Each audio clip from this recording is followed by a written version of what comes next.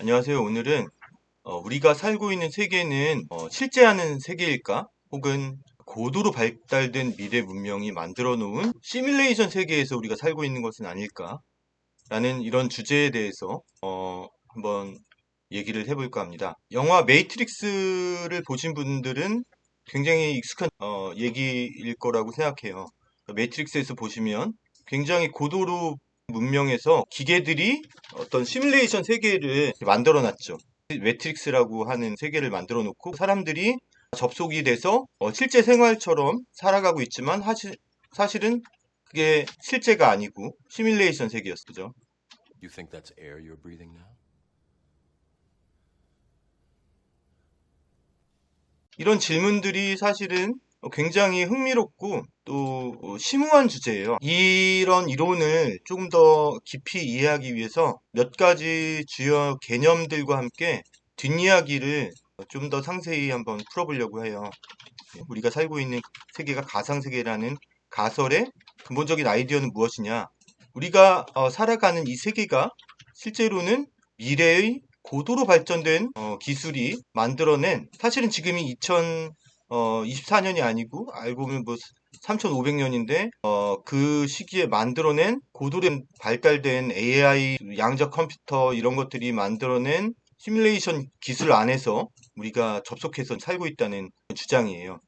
닉 보스트롬이라는 사람이 2003년에 논문을 하나 발표했어요. 논문에서 시뮬레이션 가설을 체계적으로 설명하면서 우리가 실제로 시뮬레이션 속에 살고 있을 수 있다는 가능성을 제시를 했어요. 미래에 뭐 1000년 후 뭐 예를 들어서 고등 문명이 시뮬레이션을 진짜 만들 수가 있고 사실은 시뮬레이션 속에 살 가능성이 크다는 그런 주장이에요. 그 시뮬레이션 가설을 지지하는 논리적 근거들도 사실은 있어요. 급격한 기술적 발전의 가능성. 컴퓨터 기술이 급격하게 발전할 수 있죠.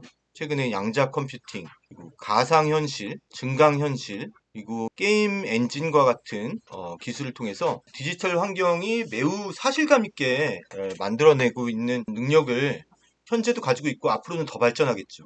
미래의 고등문명은 이 기술을 더 발전시켜서 우리가 느끼는 모든 감각을 시뮬레이션 할 수 있을 정도로 정교한 시스템을 만들 수 있다는 겁니다. 그리고 수천억 개의 계산을 실시간으로 처리할 수 있는 양자 컴퓨팅 같은 기술이 가능하고 이런 컴퓨터가 만들어낼 수 있는 가상 세계는 매우 정교할 거예요. 이런 기술적인 발전의 가능성이 시뮬레이션 가설이 가능할 수 있겠다라는 것을 지지하는 논리적 근거로 작용하고 있고 또 양자역학을 보면 양자역학의 시뮬레이션 가설을 지지하는 것처럼 보여요. 물리학적인 불연속성, 에너지나 모든 것들이 우리가 알고 있는 우주의 가장 작은 단위가 플랑크 상수에 의해서 결정되는데 우리가 관측할 수 있는 물리적 세계에서 더 작은 크기는 존재하지가 않아요. 사실 이 플랑크 상수는 사실상 디지털 세계의 픽셀처럼 우리가 경험하는 물리적 현실의 최소 단위가 될 수 있는 거죠.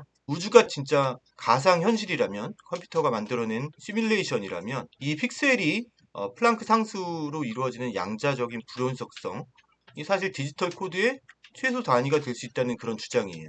또 양자역학에 나타나는 불연속적인 현상들, 물질이 어떤 상태에서 다른 상태로 순간적으로 이동하는 것, 상전이 뭐 이런 것들 또한 시뮬레이션 이론과 연결이 될 수가 있습니다. 얼마 전에 제가 동영상을 양자역학 3분 만에 이해하기 올렸는데 거기서 질문에 어떤 중학교 3학년 학생이 관측자 얘기를 올려주셨어요. 제가 동영상에서 하지 않았던 얘기지만 관측자 현상이라는 특별한 현상이 있어요. 예를 들어서 양자 입자는 관측하지 않으면 여러 상태가 동시에 존재할 수 있지만 우리가 관측을 하게 되면 그 중에 하나의 상태로 결정이 된다는 그런 거거든요. 예를 들어서 이게 슈레딩거 고양이 궁금하신 분들은 한번 찾아보시면 아니면 제가 나중에 한번 영상을 올리겠습니다. 이 현상은 시뮬레이션 안에서 이 시뮬레이션의 렌더링 과정과 유사합니다. 그래서 우리가 관찰할 때만 어떤 물리적 사건이 결정되거나 현실로 나타난다는 거죠. 이런 것들이 우리가 살고 있는 세계가 정말 컴퓨터가 만들어낸 가상현실일 수 있다라는 것들을 지지하는 증거로 사람들이 얘기를 하고 있어요.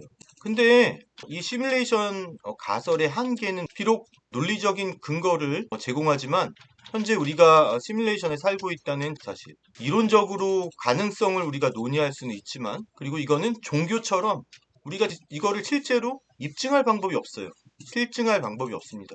그래서 과학자들은 우리가 경험한 세상이 실제라는 점을 굳이 부정할 필요가 없다. 정말 우리가 가상현실에 살고 있을까? 라는 그 질문에 대한 그거를 입증할 방법이 없다. 라고 말할 수 있습니다. 여전히 논란이 되고, 결론적으로 말씀을 드리면, 우리가 가상현실에 살고 있는 것인가? 시뮬레이션에 살고 있는 건가? 라는 질문은 단순한 그 과학적인 호기심을 넘어서 철학적인 질문이기도 해요. 존재의 의미와 현실의 본질에 대한 심오한 철학적인 질문을 제기합니다.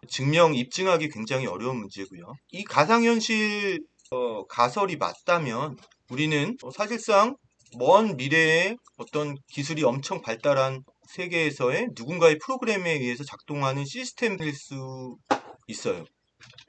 그러면 우리는 그 시뮬레이션 가상현실의 일부이며, 이 우주의 진정한 창조자는 누구일까요?